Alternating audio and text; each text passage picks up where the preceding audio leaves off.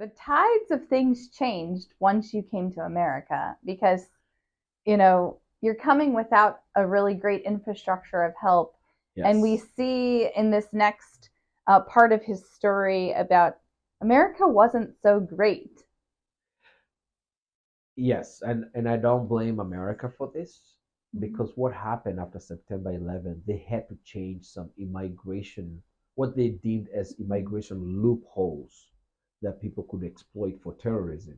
But Mm-hmm. one of the law that they changed immediately is that you could not come here with a visitor's visa and change it to a student visa. Mm. So we used to be able to do that. So I had that, just put my application in.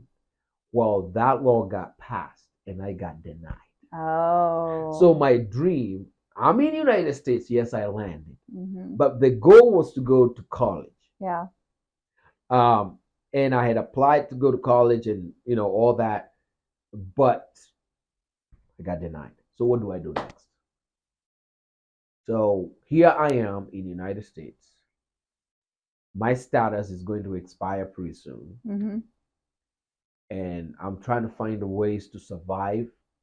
You cannot work in the United States if you don't have a social security number. Mm-hmm. But when you became a student, they would automatically give you a social security number. Now, I was not going to get it because they denied my application. So I remember just sharing these concerns with my parents, especially my mom is like, so would you like to get on the plane and come back and we can figure this out? I'm like, absolutely not. That's not an option. I got here. I'm going to find a way.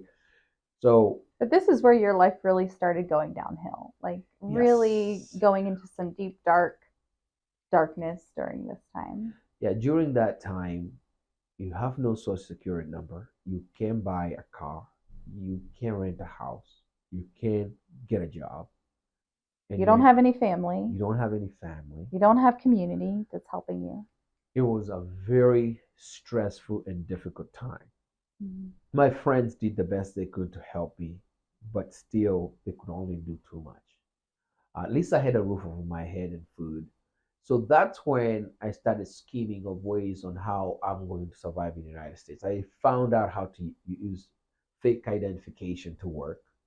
I found out how to claim I was somebody different, So, and I still remember I got this job. My first job in the United States was in Kentucky Fried Chicken.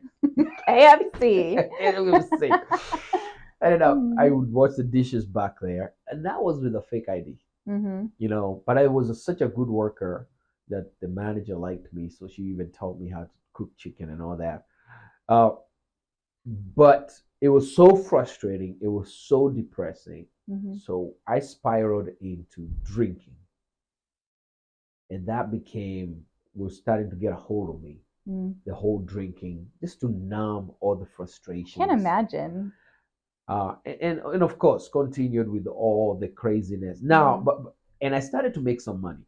Now the problem is that when you make some money and your heart is not right, you just gonna use that money for the wrong reason. Yep. So the drinking escalated, Mm-hmm. clubbing escalated, you know of course, girls, you Mm-hmm. know and it was at that time when I really felt like it, I need something needs to happen. Yeah. I moved around from Mm-hmm. various roommates. We had various roommates. Mm-hmm. And I remember I had been here for about 2 years, Mm-hmm. surviving. And I found a loophole in immigration law that if you married an American, you can actually become a citizen of the United States. You Mm-hmm. can, it's your path. You can become a green card holder, then you can work your way to citizenship. So some of the people would try to really do like a real marriage, legal marriage, then divorce the person. I felt that was so Yeah. brutal. At least I had some conscience that I'm not gonna do that. So what I did is I went and paid this pimp.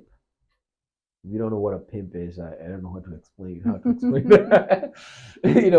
And this pimp went and found me this girl who this girl we had no No relationship. relations. Okay.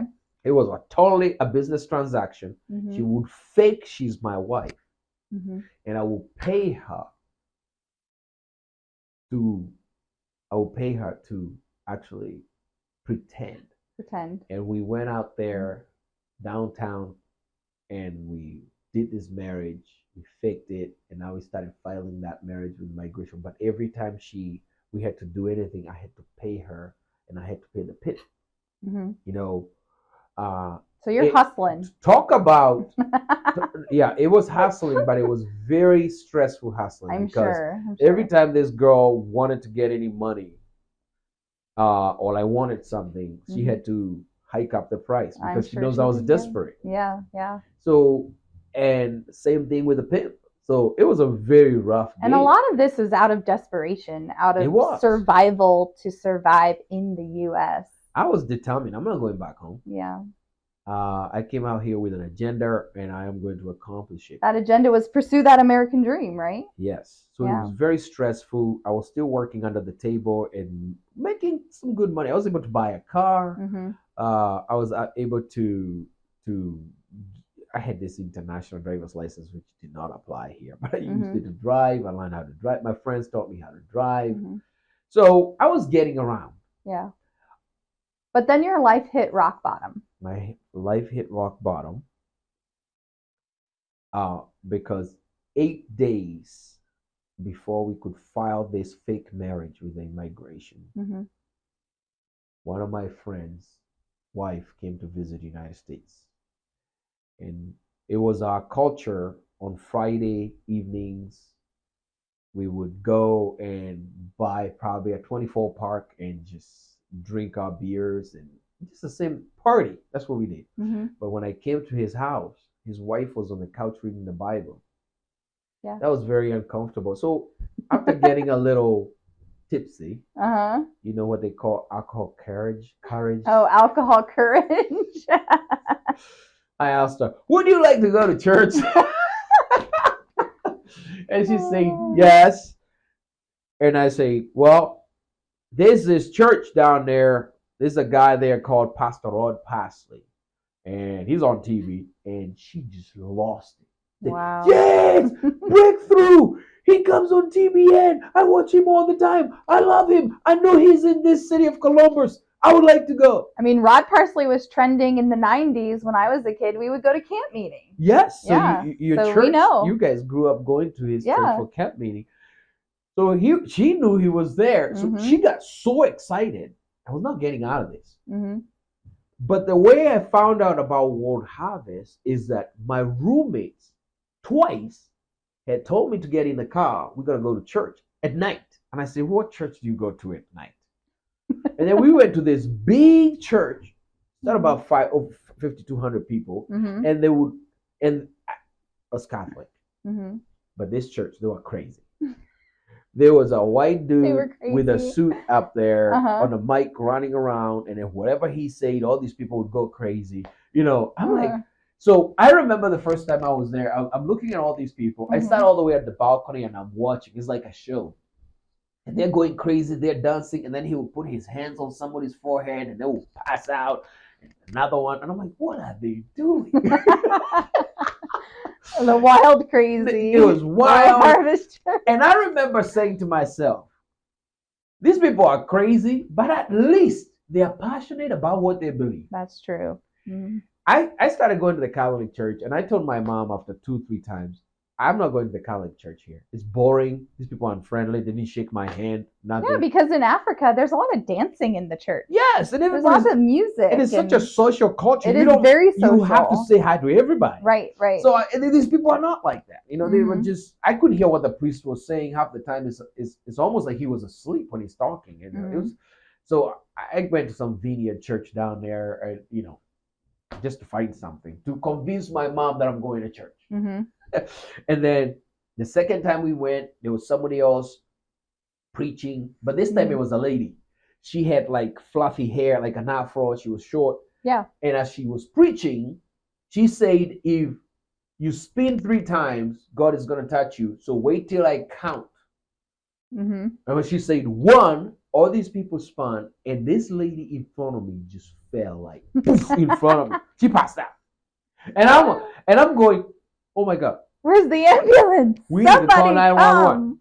Somebody just passed out, and the rest of these crazy folks, nobody cared about the lady. She said again too.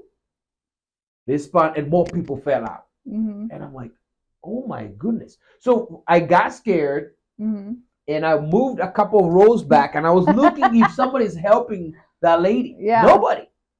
By the time she said three and people spun around, there was all kinds of people falling out in the spirit. Back then, I didn't know that. Yeah, you didn't know what that is. So there was something about that manifestation of power that grabbed me. Like, I don't know what this is, but there's God here. Their God is crazy. You know? So, and they're passionate about it. So let's forward back to my friend. Yeah, you're with your friend. I'm tipsy. I'm a little drunk. Yes. And I ask her, do you want to go to church? Do you want to go to church? It is out of seeing that. Mm-hmm. I didn't know that was a setup from God. Mm-hmm. Because when I promised her to do that, I was coming that very week. I believe it was like Friday. I think that very Saturday, I came home from work. And when I parked my car outside my apartment, two guys, one on the driver's side, one on the passenger side, came and pointed guns at me. And they told me to open the door. So I opened. One sat here. The other one came and sat in the back seat. He pointed a shotgun on my head. This other guy put a gun on my chest. And here I am. And I'm pleading with them, please don't pull the trigger. What do you want? I'll give you whatever you want. Tell me, give me your wallet. You know, and I remember that was a very sober moment. Yeah. Because I gave them my wallet and everything I had. And I kept pleading with them, please don't pull that trigger. By the grace of God, they got out of the car and they said, do not move out of this car until we disappear. And they disappeared in the darkness. And I sat there and I'm thinking, speechless. Like, what would have happened if one of them pulled the trigger? Because you don't know what's going to happen. They might still take your money and still shoot you. Yeah. And I sat there for a minute before I got out of the car, shaking to the core. And I remember that was so traumatizing that it's Saturday night, and my friend I'm taking out of church on Sunday morning. So I wear the best clothes that I know of. I go pick her up, still under the cloud of this shock. And I take her to church to fulfill my promise. Do you think my friend wanted to sit in the back? No, she wanted to get real close to all those crazy people. All those crazy people over there. All the crazy people you're not sure about yet. So we moved the closest I had ever been in that church. And now, every time something happened, they were just going crazy all over. And then there was speaking this gibberish. Yeah. You know, I don't know what it is. That's speaking in tongues. But then I didn't know what it was. And it was crazy. So I'm thinking, oh my gosh, let this day be over. Yeah. We go home. But that was my day. Because Pastor Rod Pasley, pastor of World Harvest Church, that day preached a salvation message. And he preached with so much conviction, I felt like he was just talking to me. And at the end, he made an altar call. And all these hundreds of people, it could have been 400 people that went to the altar to receive Christ. I was not wanting, and my friend asked me, would you like to do the same? And I said, no. And then all of a sudden, this kid came crawling down on the pew and got in front of me and said, hey, bro, I used to be out there like you. I don't know what else he said, but as soon as he opened his mouth, I just broke down and started crying under the conviction of the power of God. Back then, I didn't know why I'm a man and I'm crying, you know? Men were not supposed to be crying. And Africans don't cry. So, African men don't cry. So I just excused myself from my friend and I went to that altar. And on that altar of World Harvest Church, on October 26th, 2003, I surrendered my life to Christ. So at 12, Jesus. revealed himself to me. At 17, I actually tried to walk it out for a year. Mm-hmm. At 22 now, here I am. So it's almost like every every 2 years, I was shy of my 23rd birthday, 1 month shy of my 23rd birthday. I came to, so every 5 years, it's like God was visiting me. But this Mm-hmm. time, I surrendered it all. Mm-hmm. And I kind of felt this peace that I had not experienced in the United States. And Mm. I'm like, this peace is worth living for. Yeah. Because after that time, my life was full of chaos, Mm-hmm. you know. And then it was 8 days before we filed this illegal deal. Yes, the And I paperwork. had God so clearly say, drop it and trust me, I'll take care of you. And I'm like, I was just beginning to hear But the that's voice your of God. livelihood. Yeah. Like that's everything was wrapped up in that document. Yes. And I'm arguing with God, like, whoa, whoa, whoa. I was just learning how to hear the voice of God as a brand Right. new believer. Like, I do this deep conviction is from God. Like, Mm-hmm. drop it, I'll take care.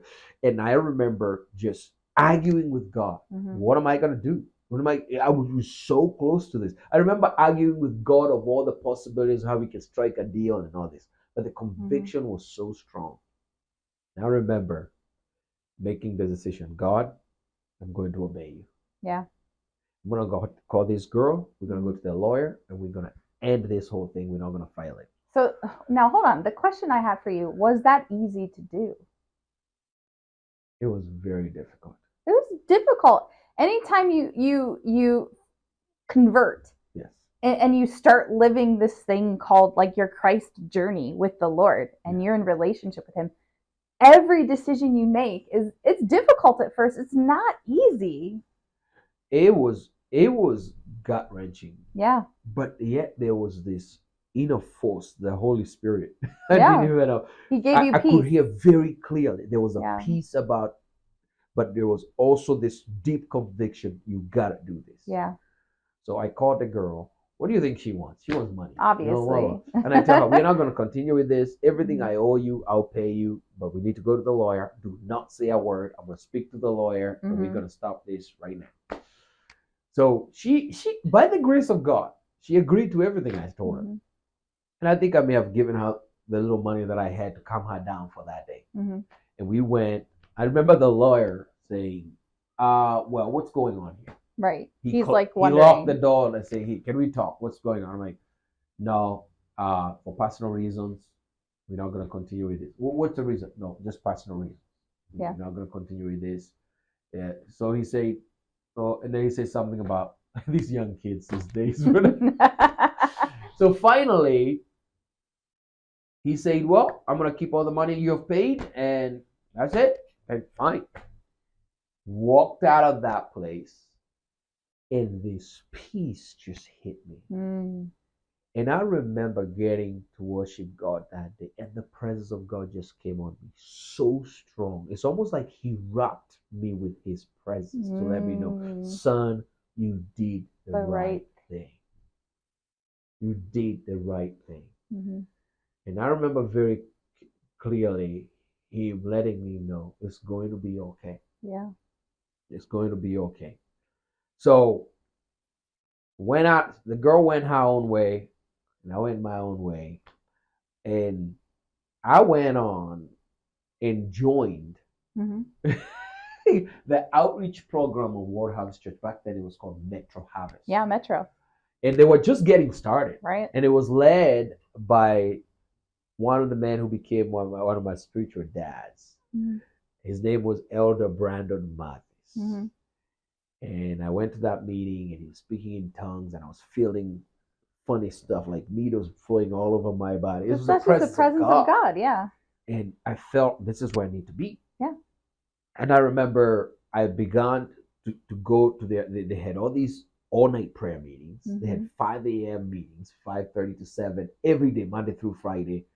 All night prayer meetings, 10 p.m. to like 4 a.m., 5 a.m. every Friday. And we were going hard. Mm-hmm. And I began to attend all these. And at the same time, but there was so much peace about everything.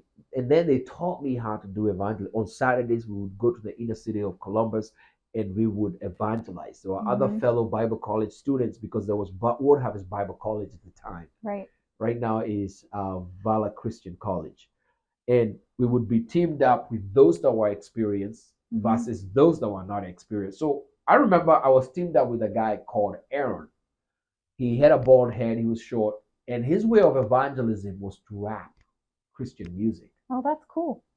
Yeah. And in the hood, everybody knows how to rap something. So Mm-hmm. his thing was to ask the other person if they have something they can, and they would go on and start rapping this music. Then when they are done, he would say, "Okay, this is mine," and he would get on with it. And he was literally preaching the gospel message through music. Mm-hmm. So I shadowed him. I could rap, so but I was learning how to. But I shadowed him long enough and others to gain enough courage to know to say something. So I determined in my mind, I'm gonna say something. So one of those days, there was this kid that we cornered, and he was so depressed. Yeah. His friend had been shot dead that week. It was even on the news, and he was just dealing with that pain. Mm-hmm.